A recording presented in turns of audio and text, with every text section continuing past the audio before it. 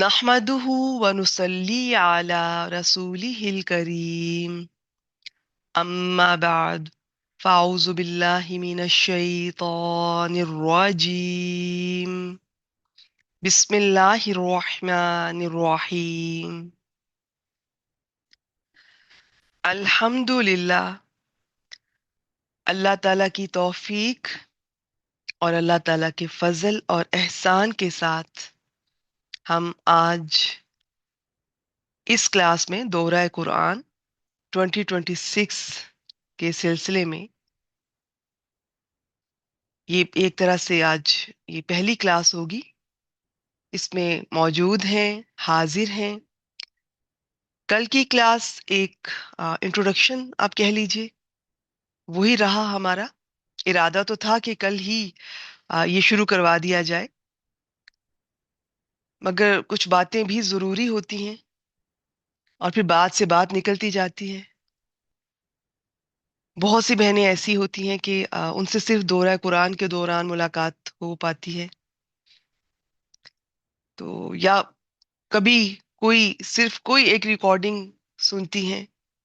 ضروری نہیں ہے کہ وہ سارا کورس اٹینڈ کریں، ساری ریکارڈنگ سن سکیں.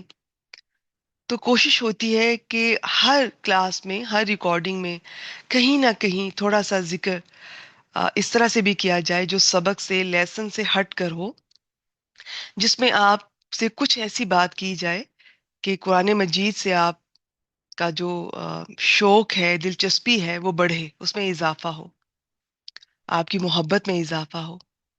تو یہ ہماری طرف سے ایک کوشش ہوتی ہے.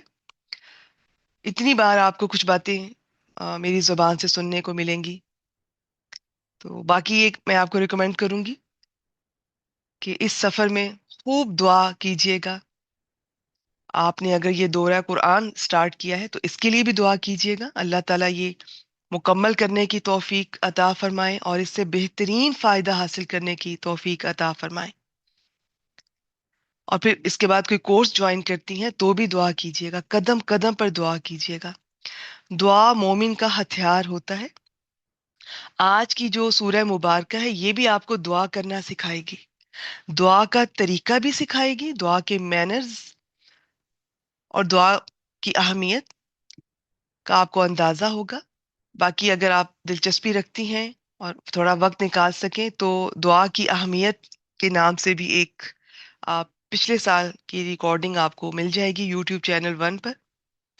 اور ویسے انشاءاللہ تعالی میں اپنے ان لیکچرز کے دوران بھی کچھ ٹاپک میرے آپ کہہ لیں کہ بڑے فیورٹ ہوتے ہیں، وہ انکانشیسلی وہ میری زبان سے نکلتے رہیں گے.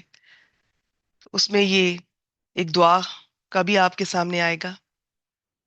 اور باقی قرآن مجید ہی ہمارا جو مین آپ کہہ لیں کہ ایک جو کسی چیز کا جو سینٹر ہوتا ہے نا، وہ اس کورس کا جو مرکز ہے وہ قرآن مجید ہے.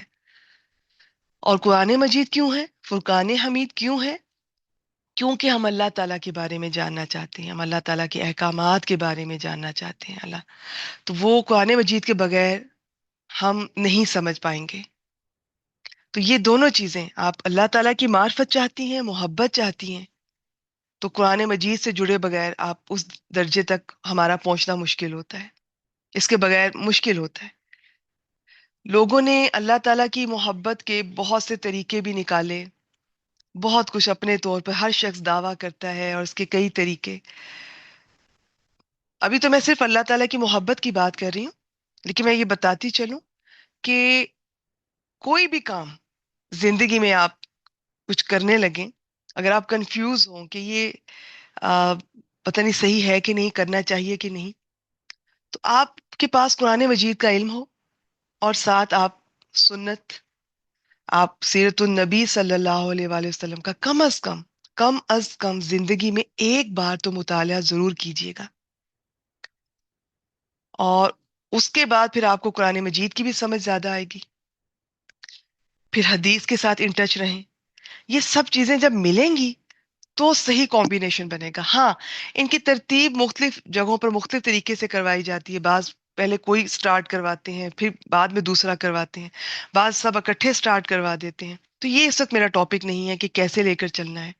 میرا مقصد یہ ہے کہ ہمارا جو زندگی کا مرکز ہونا چاہیے، ہماری سوچ کا جو محور ہونا چاہیے، تو وہ اللہ تعالیٰ کی ذات، اور وہ قرآن مجید کو تھامے بغیر، سمجھے بغیر وہ ممکن نہیں ہے. تو میں اگر کسی ایک چیز کا ذکر کرتی ہوں، سمجھ لیں اس دوسری بھی ساتھ، یہ لازم و ملزوم ہے. تو اگر میں قرآن مجید کہہ رہی ہوں تو وہ نیت کیا ہونی چاہیے؟ اللہ تعالیٰ کی رضا، اللہ تعالیٰ کی خوشنودی. تو زیادہ یہی میں ذکر کروں گی کہ قرآن مجید سے جڑ جائیں، قرآن مجید کی یہ بات، قرآن مجید کی وہ بات، لیکن مقصد، نیت ہماری صاف ہونی چاہیے، ڈائریکشن بالکل کلیئر ہونی چاہیے، اللہ تعالیٰ کی رضا بس. ہمیں ہدایت چاہیے، اور آج کی سورہ مبارکہ میں یہ دیکھیں گے انشاءاللہ تعالیٰ. چلیے جی شروع کرتے ہیں، ورنہ بات سے بات نکلتی جائے گی. تو اس میں بھی میں پھر کہوں کو حرج نہیں ہے. میں نے کہا کہ بہت سی بہنوں سے صرف ہو سکتا ہے کہ آج کی کلاس میں ملاقات ہو، تو دل چاہتا ہے کہ کچھ ایسا ضرور شیئر کریں ان سے کہ کوئی بات یاد رہ جائے انہیں. اور آپ بھی دعا کیجئے، اور میں بھی دعا کرتی ہوں کہ اس سفر کو اللہ تعالی ہمارے لیے آسان بنائے، مکمل کرنے کی توفیق عطا فرمائے. اور دعا بہت بہت کیا کیجئے، سارا دن کیا کیجئے، دعا دینے والے بن جائیں. ایسے بن جائیں کہ صبح سے شام تک کبھی اپنے لیے کی، اپنے بچوں کے لیے کی، اپنے شوہر کے لیے، اپنے والدین کے لیے، کبھی دوسروں کے لیے کی. راستے میں کوئی مل گیا اس کے لیے دعا کی، اللہ تعالیٰ یہ اسے چوٹ نہ لگے، اسے ہدایت دے، بہت تیز بائک چلا رہا ہے. اور اللہ تعالیٰ یہ جس کو بھی آپ دیکھیں، کسی کو تکلیف میں دیکھیں، اللہ تعالیٰ میں ایسے کچھ نہیں دے سکتی، میری دعا ہے کہ اس کی مشکل دور کر دے. اور یہ جو دعا ہوتی ہے یہ کہیں نہ کہیں جا کر ہمیں ہی فائدہ دیتی ہے. تو دعا دینے والے بن جائیں. وہ کہتے ہیں نا کہ یا دعا دینے والے بن جائیں یا دعا لینے والے بن جائیں. اور خوش نصیب ہوتے ہیں جن کو یہ دونوں مقام ان کو مل جائیں. تو اپنی عادت بنا لیں، بس دعا دیا کریں، دیتے جائیں. جس نے آپ کے ساتھ بھلا کیا اسے بھی، نہیں کیا اسے بھی، سب کو جانتے ہیں اسے بھی، نہیں جانتے اسے بھی. اور خوب دعائیں کریں. اور آگے تو ماشاءاللہ رمضان المبارک آ رہا ہے، اور خیر اس کا انتظار کرنے کی ضرورت نہیں ہے. اچھی عادت کو اپنانے کے لیے کل کا انتظار بھی نہ کیا کریں، آج سے، ابھی سے. پتہ نہیں شام بھی دیکھنی ہے ہم نے کہ نہیں. تو دعا، قدم قدم پر دعا، دنیا کی بہتری کی، عافیت کی دعائیں مانگا کریں. نبی اکرم صلی اللہ علیہ وسلم اس کی بہت دعا مانگا کرتے تھے. آخرت کی دعائیں جو جو پڑھتے جائیں، قرآن مجید پڑھتے ہوئے قدم قدم پر دعا مانگے. قبر کا ذکر آئے اس حوالے سے دعا مانگے، پل صراط کا ذکر آئے اس حوالے سے دعا مانگے، جنت کا ذکر آئے، جہنم کا ذکر آئے. یہ تو سنت ہے نبی اکرم صلی اللہ علیہ وسلم کی کہ ان کا ذکر آتا تھا تو کس طرح وہ جنت کی دعائیں مانگتے تھے اور جہنم سے پناہ مانگا کرتے تھے. کسی کو دیکھیں اس کے لیے دعا، آپ اسے جانتے ہیں نہیں جانتے، سلام بھی دعا ہے، اور دعا ہی اصل عبادت ہے. آج کی سورہ مبارکہ بھی ہمیں یہ سکھائے گی. چلیے جی شروع کرتے ہیں. میں نے کہا نا کہ پھر بات سے بات ایسی نکلتی ہے کہ ٹاپک سے میں ہٹ جاتی ہوں اور پھر ٹاپک کی طرف واپس آتے آتے اور اسے کور کرتے کرتے مجھے تو کوئی ایشو نہیں، لیکن میرا خیال ہے کہ ایک دن میں ایک پارا جو ہم نے آپ سے کمٹمنٹ کی ہے، اللہ تعالیٰ ہمیں توفیق دیں. آج کوشش کرتے ہیں انشاءاللہ تعالیٰ، اسے شروع کرتے ہیں. اچھا میں آپ کو یہ بتا دوں، یہ سورہ مبارکہ آپ سب کو یاد ہے. اگر کسی کو اس کا ترجمہ نہیں آتا تو آج اس پہ بھی غور کیجئے گا، آنا چاہیے. پھر اب میں چونکہ پڑھا نہیں رہی ہوں تو آسان طریقے سے میں ہلکا ہلکا الفاظ کے معنی اور تھوڑی سی تفسیر آپ سے شیئر کرتی جاؤں گی. سیکھنے کی باتیں ان پہ فوکس کروں گی. لیکن اتنا ضرور چاہوں گی کہ اگر آپ آج اس 1 گھنٹے کی کلاس کے بعد اٹھیں تو سورۃ الفاتحہ کو تھوڑا سا آپ اتنا ضرور سمجھ لیں، اتنا ضرور جان لیں جو اس 1 گھنٹے سے پہلے آپ نہیں جانتے تھے. اور پھر جب آپ اپنی نماز میں اسے اب آپ ادا کریں، اسے جب بھی آپ کبھی اسے پڑھیں، جب بھی نماز میں اس کے علاوہ بھی، تو اب پہلے کی طرح نہ ادا کریں. اس کے ایک ایک لفظ کا آپ کو صحیح معنی اور مفہوم آنا چاہیے، جو کہ خیر 1 گھنٹے کی کلاس میں تو میرے لیے ناممکن ہے، سیدھی سی بات ہے. میں نے کل بھی ذکر کیا تھا کہ اللہ تعالیٰ کی توفیق سے پچھلے 2 سال سے صرف سورۃ الفاتحہ کا 3 دن کا اسپیشل کورس میں کرواتی رہی ہوں. دیکھیں اگر اس سال بھی مجھے موقع ملا، اللہ نے توفیق دی، تو مجھے یہ لگتا ہے کہ یہ ایسی صورت ہے، اس میں قرآن مجید کا خلاصہ آ جاتا ہے، اس میں توحید بھی آ جاتی ہے، اس میں رسالت بھی آ جاتی ہے، اس میں قیامت کا ذکر بھی ہے، اور اس میں یہ دعا، اس میں بندگی بھی آ جاتی ہے، دعا مانگنا، اپنی عاجزی اور اللہ کی برتری اور بزرگی کو ماننا. تو یہ بڑی خوبصورت صورت ہے. تو شروع کرتے ہیں. اب کچھ الفاظ اگر آپ میں سے پہلی بار کوئی سن رہا ہے، ہو سکتا ہے کہ ان میں سے کچھ الفاظ سمجھ نہ آئے، کوئی بات نہیں. جب میں نے پہلی بار سنا تھا مجھے تو اس لفظ السبول مسانی کی سمجھ نہیں آئی تھی. ایون مجھے بتایا بھی گیا کہ جس کا مطلب ہے کہ یہ ساتھ بار بار دہرائی جانے والی آیات. لیکن مجھے نہیں سمجھ آئی اس سے کیا مراد ہے، جب تک کہ یہ قرآن مجید میں اس مقام پر نہیں پہنچی جہاں پر ایکچوئل میں یہ لفظ موجود ہے، اور اس کی پھر وہ کس کانٹیکس میں بات ہو رہی ہے. تو یہ اس طرح ایک تو ذہن میں رکھیے گا. سب سے پہلے تو بالکل ایمٹی مائنڈڈ، خالی ہو کر بیٹھنا ہے.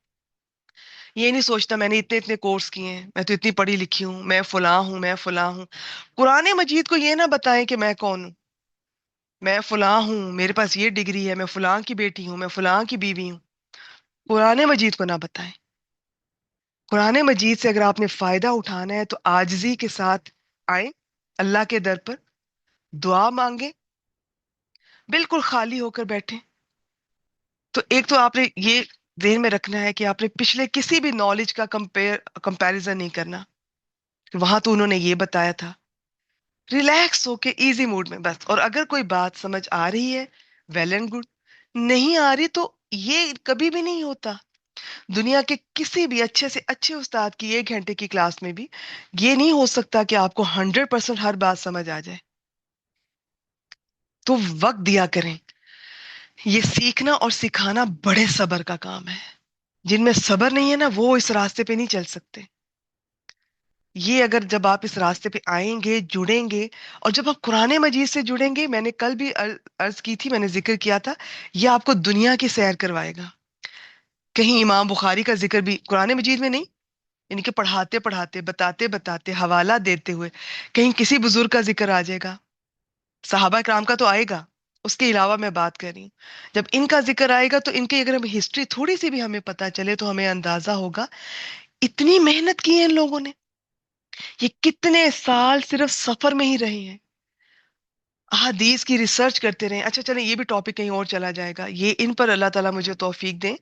صحابہ کرام سیریز تو ہماری چل رہی تھی کچھ عرصے کے لیے، میں ابھی وقت نہیں دے پا رہی ہوں، لیکن یہ جو علماء ہمارے اسلام کے، یہ صرف اس پوائنٹ آف ویو سے میں آپ سے شیئر کرنا چاہوں گی ان لوگوں کو، کہ آپ کو پتا ہو کہ لوگوں نے دین کی کس کس طرح سے خدمت کی ہے، زندگیاں لگا دی ہیں، اپنی جانیں کھپا دی ہیں. ہمیں آج کچھ کرنے کی ضرورت نہیں ہے، سب کچھ وہ کام کر گئے جتنا ایک میکسیمم ہو سکتا تھا. کتابیں چھپ چکی ہیں، اب تو ایپس کی صورت میں ہمارے سامنے ہیں. ہم اتنے عجیب لوگ ہیں کہ سب کچھ وہ کر گئے ہیں. اس کے بعد یہ جو ہمارے لوگ، اب اللہ تعالیٰ نے بھی بہترین جزائے خیر دے، جو ایپس بناتے ہیں، اس میں کنورٹ کرتے ہیں، سب کچھ ہمارے سامنے آ جاتا ہے. اب صرف ہم نے وقت دینا ہے جو ہم نہیں دے پاتے ہیں. کوئی یہ آج کے دور میں اللہ تعالیٰ کے سامنے یہ نہیں کہہ سکے گا کہ یہ اللہ تعالیٰ مجھ تک تو قرآن مجید پہنچا ہی نہیں تھا، مجھ تک تو یہ ہدایت پہنچی ہی نہیں تھی. آج گھر گھر تک موبائل پہنچ گیا ہے، ہر شخص کے ہاتھ میں موبائل ہے، اور وہاں پر قرآن مجید بھی موجود ہے. ہم ڈاؤن لوڈ نہیں کر رہے ہیں، یہ اور بات ہے. اب کسی کے پاس یہ حجت نہیں رہے گی. پہلے ہو گئے وہ دور، وہ زمانے، کچھ لوگ دور دراز رہتے ہوں گے، وہاں تک کوئی نہیں پہنچا. اب کوئی نہیں یہ کہہ سکے گا. تو سنجیدگی سے لیجئے، زندگی میں کم از کم ایک بار قرآن مجید ضرور مکمل کیجئے سمجھ کر. اور اس کے بعد میں تو یہ ریکمینڈ کروں گی کہ بہت دیکھنے میں آیا کہ ایک بار جب ہم کر لیتے ہیں اور اس کے بعد چھوڑ دیتے ہیں تو بعض اوقات بالکل پرانی والی زندگی پہ واپس چلے جاتے ہیں. تو یہ صرف یہ نہیں ہونا چاہیے کورس کیا 2 ڈھائی 3 سال کا اور پھر چھوڑ دیا. قرآن مجید پڑھ کر چھوڑنے والی چیز نہیں ہے، قرآن مجید کورسز کرنے والی چیز نہیں ہے. قرآن مجید فرقان حمید زندگی کا ساتھی بنانے کی چیز ہے. زندگی میں ایسے شامل کریں جیسے ہماری رگوں میں خون دوڑتا ہے، ایسے قرآن مجید دوڑے ہمارے اندر. شامل کریں اسے اپنی زندگی میں، اپنی صبحوں میں شامل کریں، اپنی شاموں میں شامل کریں، اپنے دن میں شامل کریں، اپنی رات میں شامل کریں، اپنی خوشی میں شامل کریں، اپنے غم میں، اپنے دکھ میں شامل کریں۔ کیا لوگوں کے پیچھے پیچھے بھاگتے رہتے ہیں؟ مجھے ٹائم دے دو، مجھے تم سے بات کرنی ہے، میری یہ پریشانی ہے، مجھے میری سن لو، بس میری سن لو، میرا دل ہلکا ہو جائے۔ جن لوگوں کا قرآن مجید سے تعلق قائم ہو جاتا ہے، دوستی ہو جاتی ہے، وہ لوگوں کو نہیں ڈھونڈتے ہیں، وہ خود ہی انہیں نماز میں، تہجد میں خود ہی اللہ تعالیٰ سے باتیں کر لی، قرآن مجید میں باتیں ہو گئی، کھڑے کھڑے باتیں کر لی، کچن میں کھڑے کھڑے باتیں کرنی، اللہ تعالیٰ یہ پریشانی ہو گئی، یہ مشکل ہو گئی، کیا کروں؟ یہ فکر ستا رہی ہے، یہ ماضی ستا رہا ہے، وہ مستقبل خوف زدہ کر رہا ہے، کیا کروں؟ مدد کریں۔ یہ سورۃ الفاتحہ سکھائے گی آپ کو انشاءاللہ تعالی۔ تو نیت کیا رکھنی ہے؟ مجھے ہدایت چاہیے، مجھے اللہ تعالیٰ کے بارے میں جاننا ہے، ان کی پسند ناپسند کے بارے میں جاننا ہے، اور اس پر عمل کرنا ہے، صرف سننے کے لیے نہیں آنا، عمل بھی کرنا ہے۔ یہ قرآن مجید کے حقوق پہ آپ دیکھ لیجئے گا۔ چلیے جی، ہاں میں یہ عرض کر رہی تھی کہ آپ نے جو باتیں میری سمجھ آئیں بس وہ نوٹ کر لیجئے، کوشش کیجئے لکھا کیجئے۔ کسی زمانے میں لوگ ڈائری بھی لکھا کرتے تھے، تو آج کل تو بس موبائل پہ ہی ہم لوگ رہتے ہیں، تو یہاں پہ لکھ لیا کریں، یہاں پہ بھی نوٹ پیڈز ہوتے ہیں ہر موبائل میں، تو لکھنے کی عادت ڈالیں، چھوٹا چھوٹا چاہے لکھ لیں، کیونکہ لکھنے کا یہ ہوگا کہ وہ باقی لوگوں تک بھی پہنچ سکتا ہے۔ تو آپ کو جو باتیں سمجھ آئیں، دل پر اثر کریں، آپ کو فائدہ دیں، آپ لکھیں، مجھ سے شیئر کریں، باقی لوگوں سے بھی ہم شیئر کریں گے انشاءاللہ تعالیٰ۔ اور جو بات نہیں سمجھ آئے، کوئی بات نہیں ہے، ایک دن میں 100% سمجھ نہیں آتا۔ آپ ذرا سورۃ البقرہ کی اگر ہسٹری دیکھیں تو یہ حضرت عمر رضی اللہ تعالیٰ عنہ اور ان کے بیٹے، ان میں سے ایک نے یہ 8 سال میں کی ہے کور، اور ایک نے آئی تھنک 14 سال میں، اور ہم دیکھیں 2 ڈھائی سال میں مکمل قرآن مجید، اور بڑے فخر سے، خوشی سے، خوشی کی بات ہے، بے شک خوشی کی بات ہے، لیکن صحابہ کرام ہماری طرح نہیں وہ علم حاصل کرتے تھے۔ تو اگر تو سیکھنا ہے تو ایک سورت، یہ سورۃ الفاتحہ بھی ساری زندگی کے لیے کم پڑ جائے گی، ساری زندگی ہماری کم پڑ جائے گی کہ اس کو سیکھیں، اتنا کچھ ہے اس میں۔ ویسے میں کہوں گی مکمل بھی کرنا ہے قرآن مجید، لیکن صبر کے ساتھ، اور اسے ساری زندگی شامل رکھنا ہے۔ یہ نہیں کرنا کہ بس مصیبت میں، پریشانی میں اٹھا لیا، کبھی پڑھ لیا کبھی چھوڑ دیا، نہیں، ایسے نہ کیجیے گا۔ عادت بنائیے، روٹین بنائیے، اس کو زندگی میں شامل کرنا ہے، چاہے تھوڑا سا کریں۔ آپ پڑھانے والے نہیں بن رہے، کوئی بات نہیں، اللہ آپ کو وہ بھی بنائے، اللہ آپ کو اللہ کا پیغام پہنچانے والا بنائے، ٹھیک ہے؟ لیکن جب تک وہ نہیں پاسبل، کوئی بات نہیں، آپ سیکھتے جائیں، اسٹوڈنٹ بن کے انجوائے کریں، کبھی کسی کورس میں، کبھی کسی کورس میں، ایزی والے کورس لے لیں جس پہ ایگزام بھی نہ ہو، چلیں، جڑے رہیں، کبھی کچھ پڑھ لیں، لیکن اس سے جڑیں اور لائف لانگ جڑیں، اور اس کے بغیر چارہ نہیں ہے۔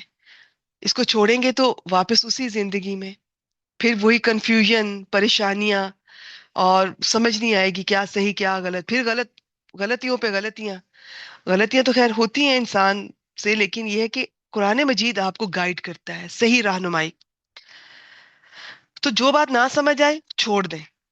کوشش تو میں نے کی ہے کہ میں نے یہ پڑھانے کے پوائنٹ آف ویو سے سلائیڈز نہیں بنوائی ہیں، لیکن پھر بھی ظاہر ہے مختلف تفاسیر سے لی ہیں، کوئی نہ کوئی لفظ بات ایسی ہوگی، چھوڑ دیں، اگلی کسی کلاس میں سمجھ آ جائے گی، کسی کورس میں سمجھ آ جائے گی۔ کئی کئی باتیں مجھے آج بھی یاد ہے، 2 2 ڈھائی سال بعد مجھے وہ پوائنٹ سمجھ آتا تھا، میں کھپ جاتی تھی، اتنے ٹیچر سے پوچھو، ادھر سے پتا کرو، ادھر سے پتا کرو، نہیں سمجھ آتا تھا۔ کچھ چیزوں کا وقت ہوتا ہے، وقت دیا کریں، اور وقت کا میں بتا دوں کہ اللہ تعالیٰ آپ کو دینے کے لیے تیار ہے، اب آپ اس وقت موجود ہیں یا نہیں یہ دیکھ لیں۔ تو یہ آپ نے ذہن میں رکھنا، اور یہ نہ ذہن میں رکھیے گا اس نے ہدایت دینی ہوگی تو دے دے گا، کیوں جی؟ آپ کا کوئی چھوٹی سی چیز بھی ہوتی ہے، میں اکثر یہ مثال دیتی ہوں، آپ کا کوئی شادی کا جوڑا ہے، آپ اٹھا کے کسی کو بھی پرانا اپنا دے دیں گے۔ آپ کی کوئی پسند کی بک ہے، پین ہے چند ہزار کا، آپ ایسے ہی اٹھا کے کسی کو دے دیں گے؟ آپ ڈھونڈیں گے کہ میرے بعد کون ہے اس قابل جس کو میں، جس کے حوالے یہ کروں؟ میری اولاد میں سے بھی سارے اس قابل نہیں ہے کہ میں یہ چیز ان کو دوں، آپ نہیں دیں گے جب تک آپ کو کوئی ملے گا نہیں۔ تو کہ اللہ تعالیٰ کی ہدایت جو دنیا کی سب سے قیمتی چیز ہے وہ اٹھا کر کسی کو بھی دے دیں، راہ جاتے ہوئے کو، جسے قدر بھی نہیں، ویلیو بھی نہیں، جس میں طلب بھی نہیں، تڑپ بھی نہیں، الا ماشاء اللہ. باقی اللہ تعالیٰ بہتر جانتے ہیں. کوئی لاکھوں کروڑوں میں سے ایسے ہوں گے. باقی یہ ہے کہ آپ کی طرف سے کوشش ہونی چاہیے، نیت بھی ہونی چاہیے، کوشش بھی ہونی چاہیے. تو جو نہیں سمجھ آتی چھوڑتے جائیں، جتنی آ رہی ہے اس سے تو فائدہ اٹھائیں. چلیے شروع کرتے ہیں. بسم اللہ الرحمن الرحیم. سورۃ الفاتحہ قرآن مجید کی پہلی سورہ مبارکہ، اور اس کا مطلب ہوتا ہے یہ کھولنے والی. اور بھی کسی چیز کے جو اول حصہ ہوتا ہے اسے یہ کہتے ہیں. اسی سے قرآن مجید کا آغاز ہو رہا ہے. اس کے کئی نام ہیں. تو عرب میں جس چیز کے جتنے زیادہ نام ہوتے تھے ابھی بھی، اس سے اس چیز کی اہمیت کا اندازہ لگایا جاتا ہے. ایسے ہی نام پڑھ دیتی ہوں. فاتحۃ الکتاب، الصلاۃ، سورۃ الحمد للہ رب العالمین یا سورۃ الحمد، السبع المثانی، القرآن العظیم، ام القرآن، ام الکتاب، اور اس سے بھی کہیں زیادہ نام موجود ہیں. یہ وہ نام میں نے آپ سے شیئر کیے ہیں جن کا ذکر صحیح احادیث میں آیا ہے. صحیح، یہ جو صحیح لفظ ہوتا ہے نا، اس کی بہت وسعت ہے، بہت ڈیٹیلز ہیں. کون سی حدیث صحیح ہوتی ہے، کیا شرائط ہے، یہ انشاءاللہ تعالیٰ پھر کبھی دیکھیں گے. تو جب بھی آپ کوئی چیز لیتے ہیں نا قرآن اور حدیث سے، تو آپ پراپر دلیل کے ساتھ لیا کریں کہ قرآن مجید میں موجود ہے، حدیث میں، حدیث کون سی صحیح ہے، حسن ہے، ضعیف ہے، کہ بالکل ہی من گھڑت ہے. یہ اس کے درجات ہوتے ہیں. اچھا جی، اب ہم شروع کرتے ہیں. ان کا کیا مطلب ہے؟ اور اس سے بھی پہلے میرا خیال ہے میں ایک دو احادیث مبارکہ زبانی آپ سے شیئر کر دیتی ہوں. یعنی یہاں پہ ان کی سلائیڈ موجود نہیں ہے، مجھ سے سن لیجئے. سورہ فاتحہ کے فضائل. ابن عباس رضی اللہ تعالی عنہ نے فرمایا، ایک دفعہ جبریل علیہ السلام، یہ جبریل بھی پڑھ سکتے ہیں، جبرائیل بھی پڑھ سکتے ہیں، جبریل علیہ السلام نبی اکرم صلی اللہ علیہ وآلہ وسلم کے پاس بیٹھے ہوئے تھے. انہوں نے اپنے اوپر زور سے دروازہ کھلنے کی آواز سنی تو سر اٹھایا اور فرمایا، یہ آسمان کا ایک دروازہ ہے جو آج کھولا گیا ہے، آج سے پہلے یہ کبھی نہیں کھولا گیا. تو اس سے ایک فرشتہ اترا. پھر فرمایا، یہ فرشتہ زمین پر اترا ہے جو آج سے پہلے کبھی نہیں اترا. اس فرشتے نے سلام کہا اور کہا، آپ کو دو نوروں کی خوشخبری ہو جو آپ کو دیے گئے ہیں، آپ سے پہلے وہ کسی نبی کو عطا نہیں ہوئے، فاتحۃ الکتاب اور سورہ بقرہ کی آخری آیات.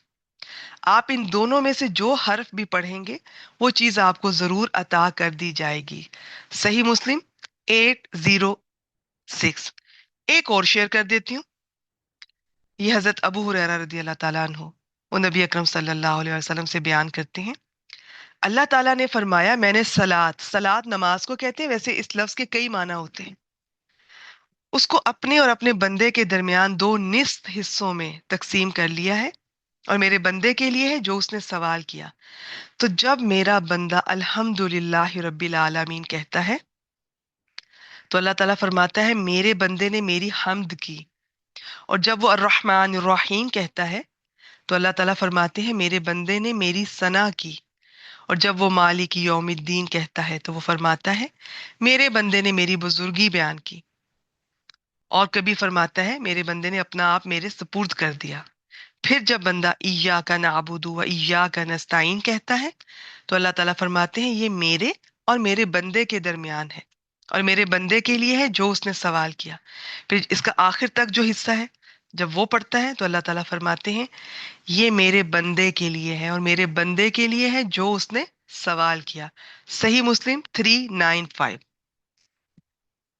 یہ احادیث کا ذکر کرنا ضروری ہوتا ہے، اس سے کسی بھی چیز کی اہمیت اور فضیلت کھل کر سامنے بھی آتی ہے، اندازہ ہوتا ہے.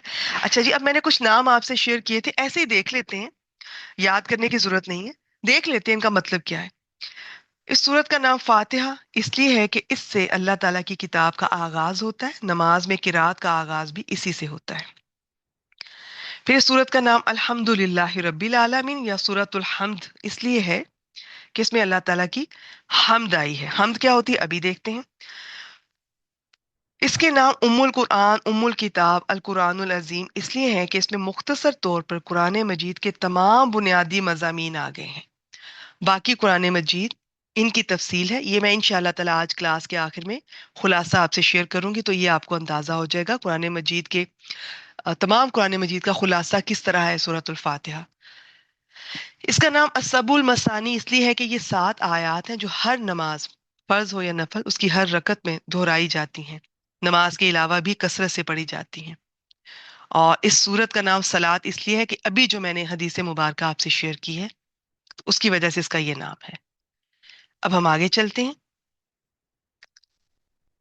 دیکھتے ہیں اگلی سلائیڈ کون سی ہے، اور پھر میں آیت کریمہ شروع کرنا چاہوں گی پہلی، اور اس سے میں آپ کو تھوڑا سا الفاظ کا معنی اور مختصر سی تفسیر شیئر کرنا چاہوں گی۔ یہ ہے جی کہ یہ سورت اگرچہ اللہ تعالیٰ کا کلام ہے، مگر یہ بندوں کو سکھانے کے لیے نازل ہوئی ہے کہ وہ یوں کہیں، سن لیجئے، کیونکہ جب میں اسے بیان کروں گی تو آپ کو اندازہ ہوگا کہ یہ چیز آپ کے ذہن میں ہوگی، یہ کس طرح ہمیں ایٹیکیٹ سکھائے جا رہے ہیں، دعا مانگنے کے مینر سکھائے جا رہے ہیں۔ منہ پھاڑتے ہی نہیں مانگ لینا چاہیے۔ ویسے میں آپ کو ایک بات بتا دوں، یہ جو دعا ہے نا، یہ بندے کی بڑی ذاتی چیز ہوتی ہے، اور اللہ سے بڑھ کر اس کی قدر کرنے والا اور اسے سنبھالنے والا کوئی نہیں ہوتا۔ جس طرح دل چاہتا ہے، جتنا دل چاہتا ہے، کھول کر مانگے، کھول کر مانگے، ہر وقت مانگے، دعا کا کوئی وقت مقرر نہیں۔ کچھ اوقات خاص ہیں، یہ میں نے اس ریکارڈنگ میں دعا کی اہمیت میں شیئر کر چکی ہوں۔ باقی یہ ہے کہ آپ جب دل چاہے اور جو دل چاہے مانگے۔ تو اب اس میں یہ ہے کہ پھر بھی میں نے ضرور آپ کو پتا ہونے چاہیے، بہتر ہے کہ آپ پہلے اس کی حمد و ثنا اور تمجید بزرگی بیان کی جائے، پھر اللہ تعالیٰ سے اس کا بندہ ہونے کا تعلق کا ذکر کیا جائے۔ اب یہ جو بات ہے نا، اللہ کا بندہ، یہ صرف زبان سے نہیں ہونا چاہیے کہ اللہ تعالیٰ میں تیرا بندہ ہوں، یا ایاک نعبد کہہ دیا و ایاک نستعین، یہ کر کر دکھانا ہے۔ اللہ تعالیٰ کی مکمل اطاعت، بندگی، بندہ کسے یہ کہتے ہیں کہ عبد، عبد کیا ہوتا ہے؟ بیسیکلی غلام کو کہتے ہیں، اور غلام یہ ہمارے ہاں تو ہمیں اندازہ ہی نہیں ہے کہ وہ کیا ہوتے ہیں، یہ کانسیپٹ نہیں ہے ہمارے ہاں۔ غلام کی اپنی کوئی زندگی نہیں ہوتی تھی، اپنی کوئی مرضی نہیں ہوتی تھی۔ مالک کہتا تھا کھڑے ہو جاؤ، وہ کھڑا رہتا تھا، مالک کہتا تھا تو وہ بیٹھتا تھا، مالک کہتا تھا تو وہ کھانا کھاتا تھا، مالک کہتا تھا اجازت دیتا تھا تو وہ سوتا تھا۔ تو یہ ہیں ہم اللہ کے بندے، اس طرح کا ہونا چاہیے یہ تعلق۔ ویسے تو خیر ہم اللہ کو یہ بھی کہہ دیں اللہ تعالیٰ تیرے بندے ہیں اور کس در پہ جائیں، تو ہی تو ہے، وہ اتنے میں بھی بہت خوش ہوگا۔ میں آپ کو یہ بھی بتاتی چلوں کہ اللہ تعالیٰ کو اتنا اچھا لگتا ہے جب کوئی اللہ تعالیٰ سے مانگتا ہے، اور دنیا میں آپ دیکھ لیں ہم سے کوئی دوسری بار کوئی سوال کرتا ہے تو طبیعت تنگ ہونے لگتی ہے، اور اللہ تعالیٰ کو کوئی نہ مانگے تو برا لگتا ہے۔ تو پھر اس میں ہم یہ دیکھیں گے کہ اس کے بعد اللہ سے مدد مانگتے ہوئے اصل مقصد کا سوال کیا جائے۔ اصل مقصد ذہن میں رکھنا ہے، صراط مستقیم، دین اسلام، قرآن مجید، اس سے اہم کوئی سوال نہیں ہے۔ تو یہ صورت ہمیں سکھائے گی دعا کہ کس طرح مانگنی چاہیے، پہلے کیا ہونا چاہیے، پھر کیا کرنا ہے، اور یہ صرف زبان سے نہیں، اس کے لیے عمل بھی نظر آنا چاہیے۔ دعائیں کس صورت میں زیادہ قبول ہوتی ہیں، کن صورتوں میں نہیں ہوتی، یہ الگ سے ٹاپک ہے، یہ آپ دعا کی اہمیت والی ریکارڈنگ میں یہ ساری تفصیلات آپ کو مل جائیں گی۔ دعا کو زندگی میں شامل کیجئے، دعائیں قسمت بدل دیتی ہیں۔ بس دعاؤں کے معجزات کبھی آپ دیکھیں تو آپ کہیں کہ میں تو سارا دن دعائیں مانگتی رہوں۔ آگے چلتے ہیں جی، آگے اب یوں کرتے ہیں، پہلی آیت پر چلتے ہیں۔ اچھا، اس طرح سے ہے کہ تعوذ اور تسمیہ، ان دونوں کی میں آپ سے ریکارڈنگ شیئر کر چکی ہوں، تاکہ مجھے یہی تھا کہ ان پہ بھی میرا وقت بہت زیادہ لگ جائے گا، تو وہ آپ اپنے طور پہ سن لیجئے۔ اور قرآن مجید اس کے بغیر، یعنی کہ تعوذ کے بغیر نہیں ہم سٹارٹ کر سکتے۔ تو اور پھر اس کی اپنی اہمیت اور فضیلت کیوں ضروری ہے، اس کی اگر آپ کو اہمیت پتہ چلے نا تعوذ کی، اور پھر تسمیہ کی، بسم اللہ کی، تو آپ تو ویسے ہی سارا دن پڑھتے رہیں۔ یہ اتنی اہمیت، اتنی یہ باعث برکت اور باعث خیر چیزیں ہیں، کیونکہ پتہ کہ ہمیں علم نہیں ہے۔ کسی چیز کی اہمیت تب بڑھتی ہے جب اس کے بارے میں آپ کو صحیح علم حاصل ہو۔ ابھی بس تھوڑا بہت سنا سنایا جو آباء و اجداد سے چلا آ رہا ہے، تھوڑا بہت ادھر ادھر، کوئی کورس آدھا ادھورا کر لیا، باقی یہ کہ ہم خود بہت بڑے وہ فلسفی بنے ہوتے ہیں. اب تو سوشل میڈیا آ گیا ہے، اس پر یہ کہ کسی کا نالج نہیں بھی ہے تو یہ اکثر دیکھنے میں آیا کہ کسی بھی چیز کو کہہ دیا جاتا ہے یہ قرآن مجید میں ہے، کسی بھی چیز کو کہہ دیا جاتا ہے یہ حدیث میں ہے، حالانکہ ایسا وہ نہیں ہوتا ہے. تو یہ علم حاصل کیجئے، پراپر علم، تو پھر آپ کو پتا چلے گا. علم سے آپ کو پہچان ہوگی اللہ تعالیٰ کی. علم کی بڑی اہمیت ہے. تو شروع کرتے ہیں جی. بسم اللہ الرحمن الرحیم. الحمد للہ رب العالمین. یہاں یہ لکھا آیت نمبر 2. بعض ایسے آیت نمبر 1 کہتے ہیں، بعض بسم اللہ کو پہلی آیت تو اسے دوسری. یہ اختلافی مسئلہ ہے، تو اختلافی مسئلے پہ میں کبھی بھی بات نہیں کرتی. آئیے شروع کرتے ہیں. الحمد. حمد کیا ہے؟ تعریف. اور یہ جو سب تعریف کا ترجمہ کیا نا، یہ اس ال کی وجہ سے ہے.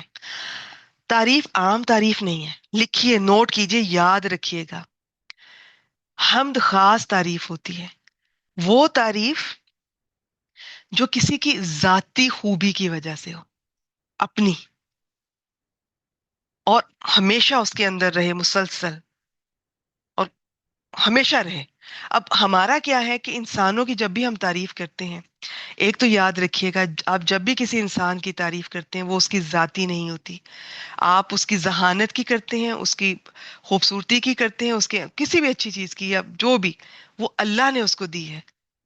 تو انسان کی مدح، جسے اردو میں مدح کہتے ہیں، آپ انسانوں کی مدح کر سکتے ہیں، حمد انسانوں کی نہیں ہو سکتی، کیونکہ انسانوں کی خوبی ذاتی نہیں ہے، پھر ان کی پرماننٹ نہیں ہے. کچھ عرصے کے لیے اللہ تعالیٰ نے دی ہے، جب تک ہم زندہ ہیں، جب تک اللہ نے دی ہے، بس. تو حمد وہ تعریف جو کسی کی ذاتی خوبیوں کی وجہ سے ہو، ہمیشہ ہو، دائمی یعنی کہ جسے کہتے ہیں، اور اس میں شکر بھی شامل ہو. بس اتنا ہی، اس سے زیادہ میں آج نہیں بیان کروں گی، ورنہ اس کے لیے مجھے بہت ٹائم چاہیے ہوگا. تو یہ ہوگی جی حمد. الحمد سب تعریفیں، تمام تعریفیں. اس ال کا میں آپ کو آسان کر کے بتا دیتی ہوں. تعریف کسی بھی طرح کی ہو نا، کوئی بھی کر رہا، خود اللہ تعالیٰ کر رہے ہیں، فرشتے کر رہے ہیں، انسان کر رہے ہیں، جن کر رہے ہیں، کوئی مخلوق کر رہی ہے، کہیں بھی ہو رہی ہو، زمین میں ہو رہی ہے، آسمان میں ہو رہی ہے، ان دونوں کے درمیان میں ہو رہی ہے، عرش پر ہو رہی ہے، کسی بھی وقت ہو رہی ہو، ماضی میں ہوتی رہی ہے، حال میں ہو رہی ہے، مستقبل میں ہوگی، صبح ہو رہی ہے، شام ہو رہی ہے، یا کسی بھی طرح کی تعریف بلند آواز سے کی جا رہی ہے، دل میں کی جا رہی ہے. یعنی تعریف جو حمد والی میں بات کریں، کسی بھی طرح کی ہو نا، وہ صرف اور صرف، وہ تمام تعریفیں کیا ہے؟ للہ، صرف اللہ کے لیے. یہ لام بڑا خاص ہے، اس کا ایک نام بھی ہے، لیکن میں آپ سے شیئر نہیں کروں گی ابھی. تمام تعریفیں اللہ کے لیے ہیں. اللہ، اللہ تعالیٰ کا ذاتی نام ہے، باقی سب صفاتی نام ہے. اور جو آپ کو پتہ ہے، جب آپ اللہ کہتے ہیں تو اس میں وہ اللہ تعالیٰ کے جتنے باقی نام ہیں وہ سب اس میں آ جاتے ہیں. یعنی کہ جب میں یہ کہتی ہوں، میں الرحیم کہتی ہوں، تو میں صرف الرحیم کہہ رہی ہوں، لیکن جب میں اللہ کہتی ہوں تو اس میں وہ باقی 99 نام وہ بھی آ جاتے ہیں. اور 99 تو ہم نے حدیث مبارکہ کی روشنی میں بنائے ہیں، نکالے ہیں. اس سے کہیں زیادہ ہے. کسی کا علم اس نے دیا، کسی کا نہیں دیا، اس نے لوگوں کو پتہ ہی نہیں ہے لوگوں کو. تو تمام تعریفیں اللہ کے لیے ہیں. تو اللہ کا لفظ جب استعمال کرتے ہیں نا، آپ دل سے اگر آنکھیں بند کر کے، ویسے بھی نماز کے بعد دعا میں، کبھی بھی کسی بھی وقت اللہ کہیں، آپ کے جسم میں ایک جیسے وہ کہتے ہیں نا، ایک بجلی دوڑ جاتی ہے. ہم نے صحیح طرح سے اللہ کو پکارا ہی نہیں. اس لفظ کے اتنے اثرات ہیں، اتنے اس کے معجزات ہیں.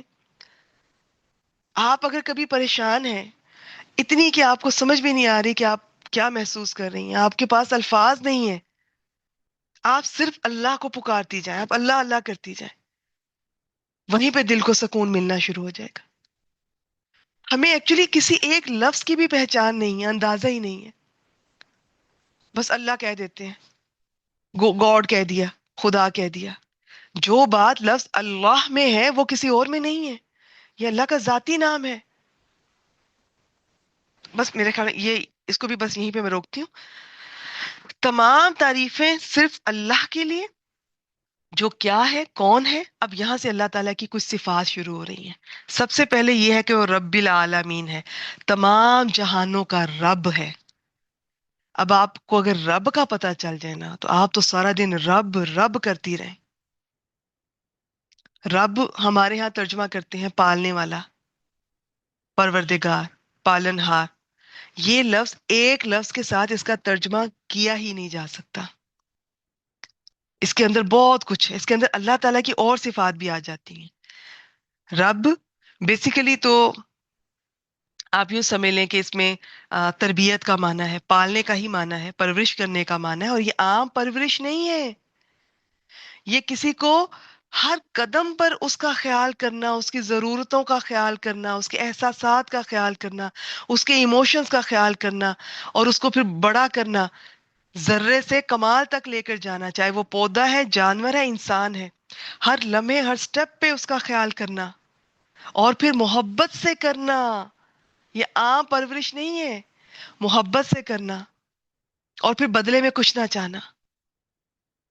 تو یہ رب میں یہ خالق بھی ہے، یہ مالک بھی ہے، رازق بھی ہے، مدبر بھی ہے، اور یہ مربی بھی ہے، تربیت کرنے والا، منعم نعمتیں دینے والا بھی ہے، قیم انہیں قائم کرنے والا بھی ہے، سید بھی ہے، سردار جس کی اطاعت کی جائے. تو یہ لفظ رب جو ہے نا، اس پر اکیلا 1 گھنٹہ تو اس پہ چاہیے کہ بات ہو سکے. یہ میں بار بار اس لیے کہتی ہوں آپ کو اندازہ ہو کہ صرف علم اتنا نہیں ہے، اور علم اتنا بھی نہیں ہے کہ میں 1 گھنٹے میں بتا دوں. ان الفاظ کے تو ایسے ایسے چھپے ہوئے خزانے ہیں. یہ آپ کو میں کہتی ہوں صرف لفظ اللہ کا اگر پتا چل جائے، آپ سارا دن اللہ اللہ کرتی رہیں. آپ نے دیکھا ہوگا بعض لوگ بات بات پر الحمدللہ کہتے ہیں، ان کو پتا چل گیا کہ الحمدللہ کیا چیز ہے. بعض لوگ بسم اللہ بسم اللہ، ان کو پتا ہے کہ بسم اللہ کیا چیز ہے. بعض ہو سکتے عادتاً بھی کہتے ہوں، مگر جو احساس کے ساتھ جب آپ کہتے ہیں نا، وہ بدل جاتا ہے، وہ لفظ بھی بدل جاتا ہے، اس کے اثرات اور بڑھ جاتے ہیں. تو جی، تمام تعریفیں اللہ کے لیے جو تمام جہانوں کا رب ہے، صرف ایک جہان کا نہیں. ٹھیک ہے، چلیں بس اتنا ہی، آگے چلتے ہیں. اب ایسا کرتے ہیں، اس میں سلائیڈ دیکھتے ہیں آپ کے لیے کون کون سی سلائیڈز اس آیت مبارکہ کے حوالے سے ہیں. یہ ہیں، ایک تو الحمد، یہ میں بیان کر چکی ہوں. حمد کا معنی کسی خوبی کی وجہ سے تعریف ہے. حمد ایسی تعریف جس میں شکر بھی ہوا. للہ، اللہ ذاتی نام ہے، اس لیے اس میں اللہ تعالیٰ کے تمام اسماء و صفات آ جاتے ہیں. اب ہم آگے چلتے ہیں. بہت مختصر آپ سے شیئر کر رہی ہوں کہ کم از کم اتنا ضرور سورۃ الفاتحہ کا پتہ ہو. آگے اب دیکھتے ہیں جی، الحمدللہ، اس کے فضائل یہ چند ایک لکھے گئے ہیں. اللہ تعالیٰ کی کتاب کا آغاز اس سے ہوتا ہے. ہر خطبے کی ابتدا نبی اکرم صلی اللہ علیہ وآلہ وسلم اس سے کرتے تھے. آگے حوالے دیے گئے ہیں، آپ دیکھ سکتی ہیں. میں اس لیے نہیں پڑھ رہی کہ مجھے وقت چاہیے. پھر کھانا کھانے کے بعد اور چھینک آنے پر اللہ کی حمد کرتے تھے. نبی اکرم صلی اللہ علیہ وآلہ وسلم سوتے وقت اور صبح اٹھتے وقت اللہ کا نام لیتے تھے. جو صبح کی دعا ہے اس میں بھی یہ لفظ شامل ہے. قیامت کے دن لوگ قبروں سے اللہ کی حمد کرتے ہوئے نکلیں گے. جنت میں داخل ہونے کے بعد اللہ کی حمد کریں گے. یہ سورۃ الاعراف. جنت میں ان کی گفتگو کا آغاز، اختتام بھی اسی پر ہوا کرے گا. سورہ یونس. کلمہ الحمدللہ شکر بھی ہے، بہترین دعا بھی ہے. الحمدللہ میزان کو بھر دیتا ہے. صحیح مسلم 223. سب کے حوالے آگے دیے ہوئے ہیں، کوئی بات میں خود سے نہیں کہہ رہی ہوں. آگے چلتے ہیں. اس آیت کریمہ میں دیکھتے ہیں ہماری اگلی سلائیڈ کون سی ہے. یہ رب، یہ میں سارے الفاظ آپ سے شیئر کر چکی ہوں. خالق، مالک، رازق. سید کہتے ہیں سردار کو. مربی، منعم نعمتیں دینے والا. قیم، پھر انہیں قائم رکھنے والا. کیونکہ جو وہ دیتا ہے وہ نعمت دیتا ہے. یہ جو وہ ہمیں دیتا ہے نا، یہ نہ سمجھے میں ڈیزرو کرتی ہوں، میرا حق تھا. وہ جو بھی دیتا ہے اس کا فضل ہے، ہمارے حق سے زیادہ دیتا ہے. اور جب جنت ملے گی وہ بھی ہمارے اعمال کا وہ بدلہ نہیں ہو سکتی. کوئی انسان کو جتنی بھی لمبی زندگی مل جائے، وہ سارا دن سجدے کرتا رہے، نیک اعمال کرتا رہے، جنت اس سے بڑھ کر ہے. وہ بھی اللہ کی رحمت ہے، اللہ کا فضل. اللہ ہمارے حق سے زیادہ ہے وہ چیز. مدبر، تدبیر کرنے والا. بس فی الحال اتنا ہی. ان میں سے تو پھر ایک ایک نام کو ایکسپلین کرتے ہوئے ہم آگے بڑھیں اور ایک یہ دیکھ لیتے ہیں. یہ ایک ہوتا ہے عالم، لام کی زیر کے ساتھ، جاننے والا. ایک ہوتا ہے عالم، جہان کو کہتے ہیں. بیسیکلی اس کا مطلب ہوتا ہے وہ چیز جس کے ذریعے سے کسی چیز کا علم حاصل ہو. جہان کو عالم اس لیے کہتے ہیں کہ کوئی بھی مخلوق ہو، اس کے ذریعے سے اس کے پیدا کرنے والے خالق کا علم حاصل ہوتا ہے. چلے اب اگلی آیت کریمہ کی طرف بڑھتے ہیں. پہلی آیت کی جتنی بھی ہمارے پاس سلائڈ تھی وہ مکمل ہو گئی ہیں. اچھا جی، اللہ تعالیٰ کون ہے؟ پہلی صفت آئی کہ تمام جہانوں کا رب ہے. صرف ہمارا ہی نہیں، تمام جہانوں کا، تمام مخلوقات کا. اور اتنے عالم ہیں، یاد رکھیے گا، اللہ تعالیٰ کے سوا ہر چیز عالم ہے. اگر انسانوں کو دیکھیں تو انسان زمانے کے لحاظ سے عالم تھے. پچھلے زمانے کا ایک، آج کے زمانے کا عالم ہے. یہاں پہ بھی مختلف یہ بر اعظموں میں لوگ رہتے ہیں، ان کا اپنا عالم ہے. مختلف ملکوں میں رہتے ہیں، شہروں میں رہتے ہیں، قصبوں میں، دیہاتوں میں، گلی محلے میں. ہمارے علاقے کا اپنا عالم ہے، ہماری گلی کا اپنا عالم ہے، ہمارے گھر کا اپنا عالم ہے. ہر شخص، ہر مخلوق کا اپنا عالم ہے. یہ تو ہزاروں لاکھوں عالم ہے، اللہ کے سوا کوئی نہیں جانتا. اور اس کی تفسیر اور بھی کئی طرح سے کی جاتی ہے. میں نے سب سے آسان اور ٹو دی پوائنٹ یہ آپ سے شیئر کی ہے. آگے چلتے ہیں. اور وہ کیا ہے، کون ہے؟ الرحمن ہے، الرحیم ہے. ان دونوں کا اس طرح سے کیا جاتا ہے، بعض اس کا کرتے ہیں مہربان کے ساتھ، اس کا کرتے ہیں بہت رحم فرمانے والا، بعض اس کا بہت رحم فرمانے والا اور اس کا مہربان. بات ایک ہی ہے، تھوڑا سا فرق ہے، سمجھ لیجئے. دونوں رحم سے ہی ہیں، رحمت سے. تو عربک گرامر کے پوائنٹ آف ویو سے ایک خاص وزن پر یہ ہے، ایک وزن پر یہ ہے.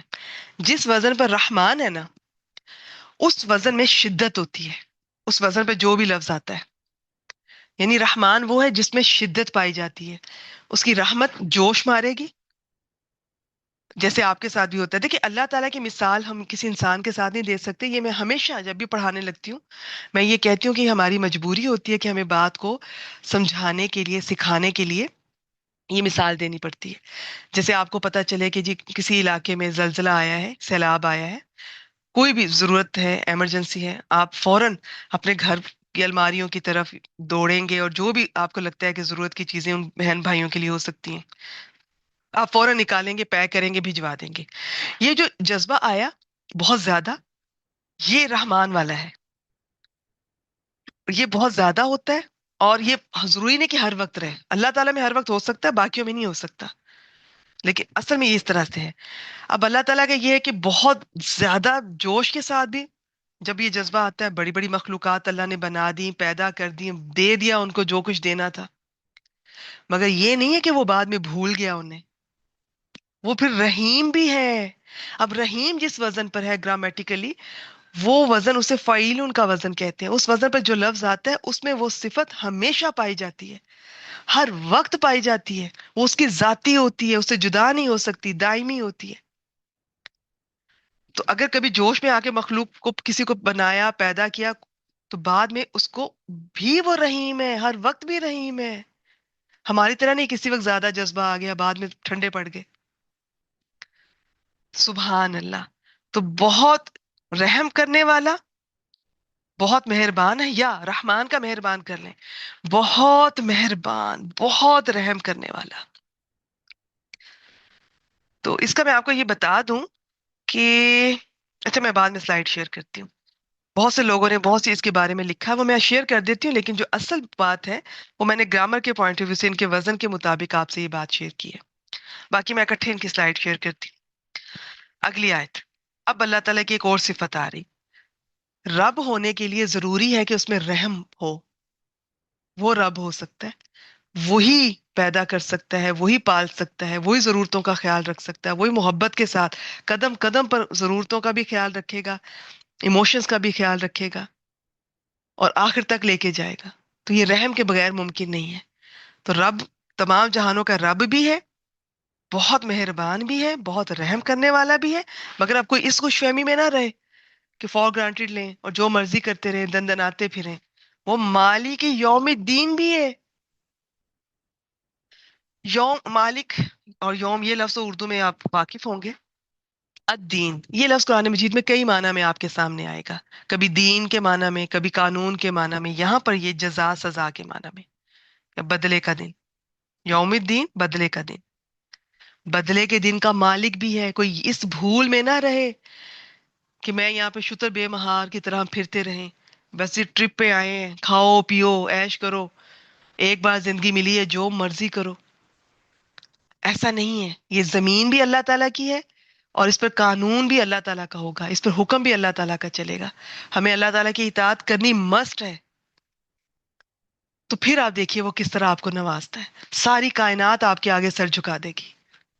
صرف اللہ کے آگے سر جھکا کر تو دیکھیں. اور جتنا آپ کا آخرت پر یقین ہوگا کہ ایک دن وہ آئے گا دن، مجھے رب کے سامنے حاضر ہونا ہے، تو یہ چیز انسان کو، مومن کو پھر بھولتی نہیں ہے. سارا دن اس کو ہوتا ہے مرنا ہے، ایک دن اللہ کے سامنے حاضر ہونا ہے، کیا جواب دیں گے؟ تو جتنا یہ عقیدہ یوم آخرت کا ہوگا، اتنا ہی آپ کی زندگی میں بدلاؤ آئے گا. اب آگے چلتے ہیں. اس میں دیکھتے ہیں کوئی سلائیڈ میں نے آپ سے کوئی مس تو نہیں ہوئی. یہ ایک ہے، اکثر تفاسیر میں اس طرح لکھتے ہیں، لیکن اس کے کوئی اوتھینٹک کوئی دلیل نہیں ہے. رحمان یہ صرف اللہ تعالیٰ کے لیے استعمال ہوتا ہے. ہاں یہ بات ٹھیک ہے. یاد رکھیے گا کسی شخص کو کہنا ہے نا کہ وہ، ہم نہیں کہہ سکتے وہ رحمان ہے. آپ نام کے طور پہ کہہ رہے ہیں رحمان ہے تو ٹھیک ہے. رحمان صرف اللہ تعالیٰ ہے. رحیم ہو سکتا ہے کوئی شخص، ٹھیک ہے. اچھا بعض کہتے ہیں جی بڑی نعمتوں سے نوازنے والا رحمان ہے اور چھوٹی باریک نعمتوں سے نوازنے والا رحیم. بعض کہ جی رحمان وہ ہے جو دنیا کی نعمتیں دیتا ہے، رحیم وہ جو آخرت کی نعمتیں دیتا ہے. پھر رحمان سب کے لیے ہے، کوئی مسلمان ہے کافر ہے، جبکہ رحیم صرف مسلمانوں کے لیے اور آخرت میں ہوگا. ٹھیک ہے. تو یہ، لیکن اس کا کوئی میرے پاس آ، بہت سی تفاسیر میں دیکھنے میں آیا ہے، مگر اس کی کوئی دلائل نہیں ہے، لیکن باتیں اچھی ہیں اس لیے آپ سے شیئر کر دی گئی ہیں. تو لیکن ہم نے ہر چیز کو یہ نہیں دیکھنا کہ اگر دلیل نہیں ہے اور بات اچھی ہے تو اسے کاپی کر لیں، اسے عمل کر دیں. وہ بدعت کی طرف بھی چلی جاتی ہے. یہ جو ہوتا ہے نا، یہ ایک اچھا کام ہے، کر لیا تو کیا ہوا. جب ہم یہ کہتے ہیں کہ یہ کام نبی اکرم صلی اللہ علیہ وآلہ وسلم نے نہیں کیا، صحابہ کرام نے نہیں کیا، آپ بھی نہ کریں، تو وہ کہتے ہیں، یا تو کہتے ہیں کہ الجھ پڑتے ہیں آگے سے، کہتے ہیں کہ آپ صلی اللہ علیہ وسلم ہوائی جہاز میں تو نہیں بیٹھے، موبائل بھی یوز نہیں کیا، کار میں بھی نہیں بیٹھے. حالانکہ بدعت کا تعلق ان چیزوں کے ساتھ نہیں ہے، اس کا عقائد کے ساتھ ہوتا ہے، عبادات کے ساتھ ہوتا ہے، خاص طور پر جو اجتماعی ہوتی ہیں. اور پھر بعض لوگ کہتے ہیں کہ ایک اچھا کام ہی ہے تو ہے، کیا ہو گیا اگر ہم نے اس طرح سے نفل پڑھ لی، اس میں اتنی اتنی دفعہ یہ چیز پڑھ لی، فلاں رات جس کا کہ کوئی اوتھینٹسٹی نہیں ہے، اس میں ہم نے عبادت کر لی، لوگوں کو اکٹھا کر کے، محلے کی عورتوں کو اکٹھا کر کے. پھر کیا ہوا اگر ہم نے اچھا کام کر لیا، ان کے ان کو اکٹھا کر لیا، انہوں نے سونا ہی تھا یا انہوں نے غیبتیں ہی کرنی تھی تو ہم نے انہیں اکٹھا کر کے درود شریف پڑھوا لیا، قرآن خوانی کروا لی، گٹھلیاں پڑھوا لی، ختم کروا لیا، دس اینڈ دیٹ فلاں فلاں. دیکھیے اسلام میں کوئی ایسی اچھی چیز نہیں ہے جسے نبی اکرم صلی اللہ علیہ وسلم بتانا بھول گئے ہوں. سب بتا کر گئے ہیں. اللہ تعالیٰ نے فرمایا دین اسلامی کہ ہمارے لیے اللہ تعالیٰ نے دین کو مکمل کر دیا. اب بعد میں کوئی اچھی باتیں رہ گئی تھی جو آپ اور میں زیادہ سمارٹ ہیں کہ جو ان کو بہتر سمجھتے ہیں، تو یہ اپنے آپ کو بھی دھوکہ نہ دیں، دوسروں کو بھی گمراہ نہ کریں. اچھی بات وہ ہے، عمل صالح کی ڈیفینیشن لکھ لیجئے آج. نمبر ایک، جو خالص اللہ کے لیے ہو. نمبر دو، جو رسول صلی اللہ علیہ وآلہ وسلم کی سنت کے مطابق ہو. وہ نیک عمل کہلائے گا، وہ اچھا عمل کہلائے گا. میں اور آپ، ہم نہیں ڈکلیئر کر سکتے کسی بھی کام کو کہ یہ اچھا ہے، اسے ہی فالو کرنا ہے. بس اتنی سی بات ہے. علم حاصل کرنا شروع کریں قرآن کا، سنت کا، حدیث کا. آپ دیکھ لیجئے شرک نکلنا شروع ہو جائے گا آپ کی زندگی سے انشاءاللہ تعالیٰ، بدعتیں نکلنا شروع ہو جائیں گی. اور جھگڑا کیسا؟ اگر میں کوئی بات آپ کو بتا رہی ہوں تو میں اپنی نہیں کر رہی ہوں، نہ میں آپ کو جانتی ہوں، نہ میری آپ سے دشمنی ہے. میں قرآن اور حدیث کے حوالے دے کر آپ سے بات کر رہی ہوں. اور میں بھی اسی جگہ پر تھی جہاں کہ آج آپ ہیں. کبھی میں بھی ان چیزوں میں مبتلا تھی. آپ کے سامنے کوئی بھی اگر کوئی بات رکھتا ہے تو یہ سوچیں وہ اپنی بات نہیں کر رہا ہوتا، وہ بھی اس فیز سے گزر چکا ہوتا ہے. آج اگر اسے اللہ نے ہدایت دی ہے تو آپ بھی اس طرف آئیے. پرسنل کیوں لیتے ہیں؟ تو یہ دونوں پارٹیوں کو میں کہتی ہوتی ہوں کہ بتانے والے بھی نرمی کریں، کسی کو مشرک اور بدعتی نہ کہا کریں، فتویٰ نہ دیا کریں، اور جن کو بتایا جا رہا ہے وہ بھی پرسنل نہ لیا کریں. جب قرآن مجید کی بات سامنے آ جائے تو قرآن مجید کا احترام یہ ہے کہ ساری باتوں کو چھوڑ دیں. میرے باپ دادا کیا کرتے تھے، میرے ماں باپ کیا کرتے رہے، میں کیا کرتی رہی، مجھے تو یہ ٹھیک لگ رہا ہے، مجھے تو وہ پسند ہے. نہیں، قرآن مجید کا احترام یہ ہے کہ جب قرآن مجید کی بات آ جائے، جب اللہ تعالیٰ کی بات آ جائے، تو پھر میرا تیرا، میری سوچ، میرا خیال، میری اوپینین کچھ ایگزسٹ نہیں کرتا، نتھنگ، سب پیچھے چھوڑ دیجئے. اتنی سی بات ہے. آپ خود بھی ایزی ہو جائیں گی، ورنہ انکمفرٹیبل. جب کو بھی پتا چلتا ہے کہ جی اچھا، یہ جو میں سیلیبریٹ کرتی رہی ہوں، یہ والے ریچول جو اسلام میں، یہ تو ایگزسٹ ہی نہیں کرتے. تو کوئی بات نہیں، جو کیا اللہ تعالیٰ ہمیں معاف فرمائے، آئندہ کے لیے آپ نہ کیجیے. الجھنا کیسا؟ چلے جی آگے بڑھتے ہیں. اچھا جی، یہاں پر اب اور کوئی سلائیڈ اس میں نہیں ہے. اگلی آیت کی طرف بڑھتے ہیں. آیت نمبر نہیں میں بتا رہی کیونکہ نمبر کے بارے میں اختلاف ہے. بس میں آیت یہ اس طرح سے پڑھ کر آپ سے شیئر کرتی ہوں. بسم اللہ الرحمن الرحیم. ایاک نعبد و ایاک نستعین. عربی میں کیا ہوتا ہے؟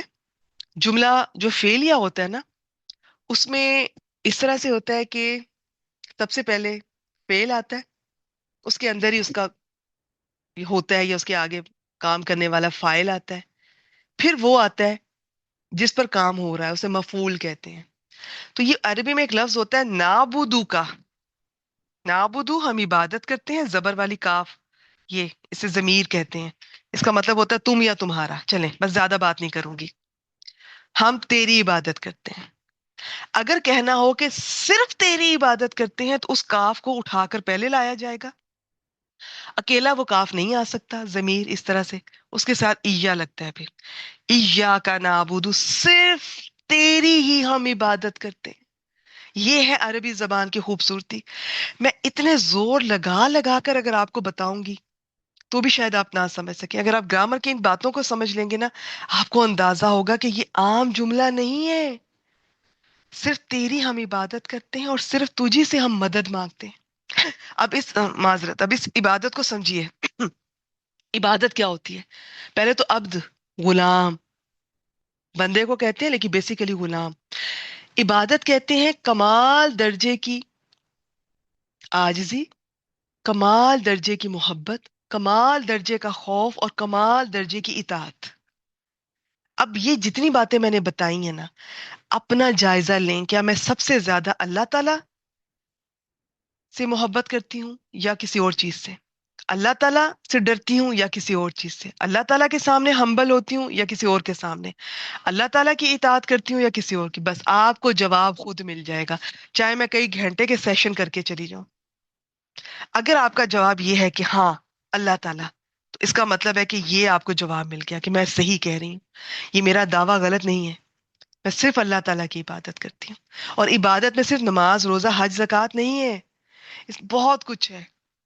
پھر جتنی بھی طرح کی عبادت کی اقسام ہے، وہ دل میں ہے، قلبی، زبان سے ہے، زبانی، کوئی بھی آپ زبان سے عبادت کر رہے ہیں، وہ آپ کی چاہے مال سے ہے، جسم سے ہے، جسمانی آپ کے اعضاء سے، یعنی کوئی بھی عبادت کی کوئی بھی قسم، سب اللہ کے لیے اور صرف تجھی سے مدد مانگتے ہیں. اب یہ نستعین، استعانت، یہ عام مدد نہیں ہے.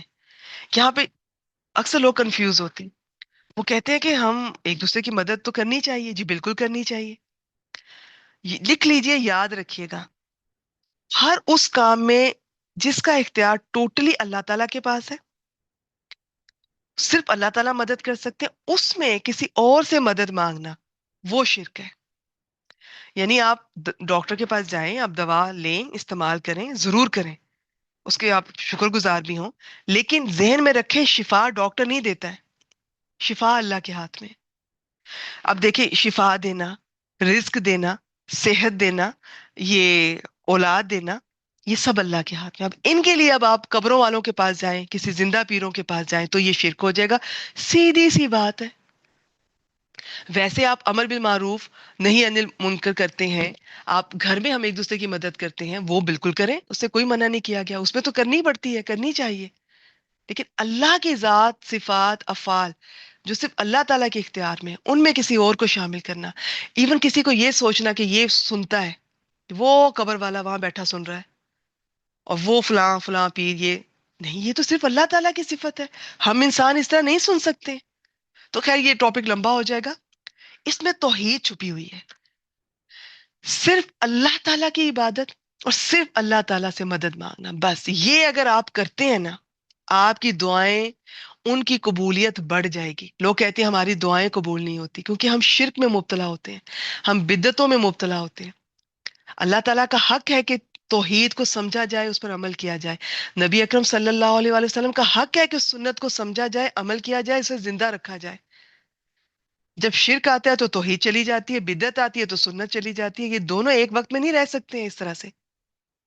تو علم حاصل کیجئے، قرآن مجید کا علم حاصل کیجئے، سنت کا، حدیث کا، انشاءاللہ تعالیٰ آپ کو بالکل کلیئر ہو جائے گا۔ اس میں کوئی کنفیوز ہونے کی، گھبرانے کی بات نہیں ہے۔ بعض لوگ اتنے پریشان ہو جاتے ہیں، میں یہ کہہ رہی ہوں یہ تو شرک نہیں، میں یہ کہہ رہی ہوں یہ تو شرک نہیں۔ میرا ایک ہی جواب ہوتا ہے، علم حاصل کیجئے، آپ کو پتہ چل جائے گا۔ اور زندگی اتنی آسان ہو جائے گی علم حاصل کرنے کے بعد، اتنی آسان ہو جائے گی انشاءاللہ تعالیٰ۔ اتنے ریچولز ہم نے غیر ضروری زندگی میں شامل کیے ہوئے ہیں۔ میں اکثر یہ سوچتی ہوں کہ یہ جو درباروں پہ، مزاروں پہ جاتے ہیں، کئی کئی میل، کئی کئی دن کے سفر بھی کرتے ہیں، اتنے غریب لوگوں کو میں نے دیکھا کہ گھر میں کھانے کے لیے کچھ نہیں ہے، لیکن وہ بسیں بک کرواتے ہیں، اور اتنے اتنے لوگ بسوں میں، ویگنوں میں کرائے خرچتے ہیں، پھر وہاں جا کے چڑھاوے، پتہ نہیں کیا کچھ ان کے نام کے، نذر و نیاز، قربانی، سب کچھ۔ تو آپ گھر میں رہ کر اللہ تعالیٰ کو، اگر آپ واقعی توحید خالص ہے، آپ اللہ تعالیٰ پہ یقین ہے، آپ مانگے سب کچھ ملے گا آپ کو۔ آپ کو دعا کے لیے خانہ کعبہ جانے کی ضرورت نہیں پڑنی چاہیے، ویسے آپ ضرور جائیں، وہاں پہ ہمیں فرائض بھی ادا کرنے ہیں، اور محبت کا تقاضا ہے، بالکل جائز، مگر صرف ایک دعا قبول کرنے کے لیے، اور وہاں پر جا کے دعائیں، وہاں پہ جا کے اللہ کو بھی مانگیں، بلکہ مین وہ چیز ہونی چاہیے۔ میں نہیں کہتی کہ دنیا کی دعائیں نہ کریں، لیکن دعا آپ کے گھر میں بھی قبول ہو جاتی ہے۔ صرف یقین تو بڑھائیں اپنا اللہ پر، سمجھے تو صحیح اس کی قدرت کتنی ہے۔ قرآن مجید سے جڑیں گے تو پتا چلے گا اللہ کی قدرت کتنی ہے۔ آپ کا خود ہی دل چاہے گا کہ میں صرف اس سے دعا مانگوں بس، اور سارا دن مانگوں۔ اگلی آیت ہے جی، اہدینا الصراط المستقیم۔ اب ہم دعا کر رہے ہیں اللہ تعالیٰ ہمیں سیدھے راستے پہ چلائے۔ سیدھا راستہ دین اسلام، قرآن کا راستہ، سنت کا راستہ، بس ہم دعا مانگ رہے ہیں۔ اور ایک اور بات یاد رکھیے گا، دنیا کی کوئی نعمت جب تک ہدایت اس میں شامل نہ ہو، وہ نعمت صحیح معنی میں نہیں کہلا سکتی۔ اور دنیا کی سب سے بڑی نعمت اس دنیا میں، اور سب سے بڑی رحمت، ہدایت ہے۔ جسے ہدایت مل گئی اسے سب کچھ مل گیا۔ اپنے لیے بھی دعا مانگا کریں، اپنے بچوں کے لیے رو رو کے اللہ سے دعائیں مانگا کریں، اپنے شوہر کے لیے، اپنے سسرال والوں کی، جس کے لیے بھی۔ ہدایت پہنچی نہیں ہے نا، اس لیے ہم سب ایسے کرتے ہیں، ہم دل دکھاتے ہیں، لوگوں کے حق کھا جاتے ہیں۔ تو ہدایت کی دعا بھی کریں، کوشش بھی کریں، سب سنور جائے، کوئی نہ جائے، کوئی ایک لمحے کے لیے بھی جہنم کی آگ کے پاس بھی نہ جائے۔ تو ہدایت کی پھر یہ نہیں ہے کہ صرف دین اسلام، مجھے صبح سے رات تک ہدایت کی ضرورت ہے۔ میں نے کب، آج کیا کرنا ہے، کس سے کیسے ڈیل کرنا ہے، کیا بات کہنی ہے، کیا نہیں کہنی، کہاں چپ رہنا ہے، کہاں بولنا ہے، ہر قدم پہ مجھے ہدایت چاہیے، ہر قدم پر۔ تو یہ اتنی خوبصورت دعا ہے، اور اس میں یہ بھی میں دعویٰ نہیں کر سکتی کہ مجھے ہدایت مل گئی، کوئی دعویٰ نہیں کر سکتا، وہاں تو پھر فل سٹاپ لگ گیا، بات ہی ختم ہو گئی۔ مجھے ہدایت چاہیے، 24/7 چاہیے، ساری زندگی چاہیے، دین اسلام پر رہنے کے لیے بھی چاہیے۔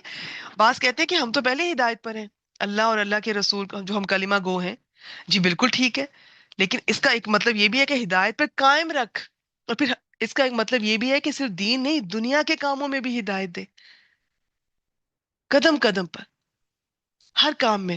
کیا پکائیں، کوئی آیا اسے میں کیا دوں، رشتہ کہاں کریں، کہاں جانا ہے، کیا دینا، قدم قدم پہ ہمیں ہدایت کی ضرورت ہوتی ہے کہ ہم قرآن اور سنت کے مطابق فیصلہ کریں۔ ایون بات کرتے ہوئے، یا اللہ میں کوئی ایسی بات نہ کر دوں کہ سامنے والے کی دل آزاری ہو جائے، مجھے ہدایت دے کہ میں صحیح بات کروں، میری مدد فرمائے۔ تو میں تو کہتی ہوں آپ کو اللہ تعالیٰ سے اگر آپ کا ایک تعلق بننے لگ جائے گا نا، آپ تو بات کرنے سے پہلے بھی اللہ کو پکاریں گے، یا اللہ میں کچھ کہنے جا رہی ہوں تو میں کچھ غلط نہ کہہ دوں، اس کا دل نہ دکھ جائے، یہ میری بات کو صحیح سمجھے۔ لوگ بات کو صحیح سمجھتے نہیں ہیں، اس کے لیے دعا بھی ہے جو اکثر ہم یہ کلاس سٹارٹ کرنے سے پہلے آپ سے شیئر کرتے ہیں۔ ویسے بھی آپ اپنی زبان میں دعا مانگا کریں، نہیں یاد مسنون دعائیں کوئی بات نہیں، خوب مانگے اپنی زبان میں، یا اللہ اسے میری بات سمجھ آ جائے، یا اللہ یہ مان جائے، یا اللہ ایسا ہو جائے، یا اللہ ویسا ہو جائے، کھانا پکانے لگے وہاں پہ خوب دعائیں کرتی رہا کریں، کھانا بھی اچھا پکے، شوہر کے لیے، بچوں کے لیے، دنیا کے لیے، آخرت کے لیے، عافیت کے لیے دعائیں مانگتی رہا کریں۔ اب جب دعائیں مانگنے کی عادت پڑ جائے گی، جو زبان اللہ کو پکارے گی دعا کے لیے، اس زبان سے غیبت نہیں ہو سکتی، کوئی بری بات نہیں ہو سکتی۔ تو یہ ہے ان کا جو ان اس کو سورۃ الفاتحہ کو سمجھیں اور پھر اس پر عمل کریں۔ فی الحال کے لیے جی اتنا ہی۔ اس میں یہ ہے کہ جی اللہ تعالیٰ ہمیں سیدھے راستے پہ چلائے۔ اب ہماری آخری آیت رہ گئی ہے۔ آپ میں سے اگر کوئی جانا چاہتی ہے، کلاس کا ٹائم ہو چکا ہے، پچھلے سال میرے خیال میں اس سے لمبی ہوتی تھی ہماری کلاس، تو میں ڈیفینیٹلی اب جو سلائیڈز ہیں وہ میں کور کر کے ہی کلاس مکمل کروں گی انشاءاللہ تعالیٰ۔ تو آپ لوگ جانا چاہیں تو جا سکتے ہیں، آپ ریکارڈنگ سن سکتے ہیں۔ اچھا جی، یہاں میں آپ سے، میں نے کوئی سلائیڈ تو مس نہیں کی؟ نہیں، کوئی مس نہیں کی۔ چلے جی آج کی آخری آیت کی طرف بڑھتے ہیں، اس کے بعد کچھ سلائیڈز رہ جائیں گی، وہ میں پھر آپ سے شیئر کرتی ہوں انشاءاللہ تعالیٰ۔ اچھا جی، اب کون سا راستہ؟ وہ تو میں نے خیر پہلے ہی بتا دیا، دین اسلام کا، لیکن بات ابھی چل رہی ہے۔ صراط الذین انعمت علیہم، ان لوگوں کا راستہ جن پر تو نے انعام کیا۔ کون لوگ ہیں یہاں نہیں بتایا ہوا، یہ سورۃ النساء آیت نمبر 69 سے پتہ چلتا ہے۔ وہ چار طرح کے لوگ ہیں، میں ابھی بتاتی ہوں۔ غیر المغضوب علیہم ولا الضالین۔ اچھا، یہاں پر دو طرح سے ترجمہ کیا جاتا ہے، بعض لوگ یوں ترجمہ کرتے ہیں ان لوگوں کے راستے پر کہ اہدنا الصراط المستقیم، ان لوگوں کے راستے پر جن پر تو نے انعام کیا، نہ کہ ان لوگوں کے راستے پر جن پر تیرا غضب ہوا اور جو گمراہ ہوئے۔ لیکن ایکچولی اس کا ترجمہ اگر آپ سمجھ سکیں، یہ ایک ہی لوگ ہیں، کہ وہ لوگ جن پر تو نے انعام کیا اور ان پر کبھی نہ تو نے غصہ کیا نہ گمراہ کیا۔ ڈرامیٹیکلی یہ ایکوریٹ ترجمہ ہے، ایک ہی لوگ ہیں۔ آپ کو اگر سمجھ آئی ٹھیک ہے، نہیں آئی کوئی بات نہیں، پہلی طرح کا ترجمہ بھی چلے گا۔ بات عمل پہ لے کر آئے۔ اب آپ نے لکھنا ہے ساتھ ساتھ، آج آپ نے کیا سیکھا ہے، آج آپ نے اپنی زندگی میں کیا شامل کرنے جا رہی ہیں، تو یہ چیزیں آپ نے بس اس پہ آپ فوکس کریں۔ باقی یہ پڑھانے کے لیے تو انشاءاللہ تعالی اللہ کی توفیق سے پہلے بھی بہت سی ریکارڈنگ مل جائیں گی، آگے بھی ہم پڑھائیں گے۔ تو جی ان لوگوں کے راستے پر جن پر تو نے انعام کیا، جن پر نہ تو غصہ کیا گیا اور نہ وہ گمراہ ہیں۔ چلیے جی، یہ ہماری سورہ مبارکہ مکمل ہوئی۔ اب کچھ سلائیڈز ہیں، مختصر آپ سے شیئر کرتی ہوں، آخر میں خلاصہ ہے۔ سیکھنے کے پوائنٹس میں چاہوں گی کہ آپ لوگ شیئر کریں۔ یہ دیکھتے ہیں جی، کون سے وہ لوگ ہیں چار جن پر اللہ تعالیٰ نے انعام کیا؟ انبیاء، صدیقین، شہداء اور صالحین۔ اور جن پر غضب کیا گیا، یہاں بس ایک بات یاد رکھیے گا، ایک ہے جن پر غضب ہوا، ایک ہے جو گمراہ ہے۔ غضب غصے سے بھی زیادہ ہوتا ہے۔ سوچیں اللہ تعالیٰ غضب ناک ہو رہے ہیں، کیا وجہ ہے؟ یہ وہ لوگ ہیں جن کے پاس علم آ گیا تھا اس کے بعد گمراہ ہوئے، یہود مراد ہے۔ قرآن مجید کے ان آیات کے کانٹیکس میں اوورال وہ تمام لوگ جن میں یہود والی باتیں پائی جائیں گی، اور گمراہوں میں، الضالین میں، نصارہ مراد ہے۔ علم نہیں تھا، یہ ویسے اپنی خواہشات کے پیچھے، اور آج ہم میں سے بہت سے مسلمان اس پر چل رہے ہیں، علم کے بغیر، گمراہی میں، شرک میں مبتلا ہے، بدعتوں میں مبتلا ہے۔ تو جی المغضوبی علیہ میں یہود اور ان تمام اقوام کی تاریخ کا ذکر ہے جو حق جاننے کے باوجود اس کی مخالفت پہ اڑ گئے۔ آپ قرآن مجید کھولیں گے تو آپ کو اندازہ ہوگا بنی اسرائیل میں یہود کا کتنا ذکر ہے۔ ان کو پتا تھا ان کی کتابوں میں نبی اکرم صلی اللہ علیہ وسلم کا کلیئر ذکر ہے، اس کے باوجود نہیں مانے۔ اور الضالین میں نصارہ اور ان تمام لوگوں کے واقعات کی طرف اشارہ جو راستے سے بھٹک گئے۔ ابھی آپ کو میں بتاتی ہوں کہ یہ دونوں کیا کیا کرتے رہے ہیں۔ ان دونوں قسم کے لوگوں کے اعمال بد سے اجتناب کی تلقین ہے تاکہ ان کے ساتھ جہنم میں جانے سے بچے رہیں۔ جی اگلی سلائیڈ دیکھتے ہیں۔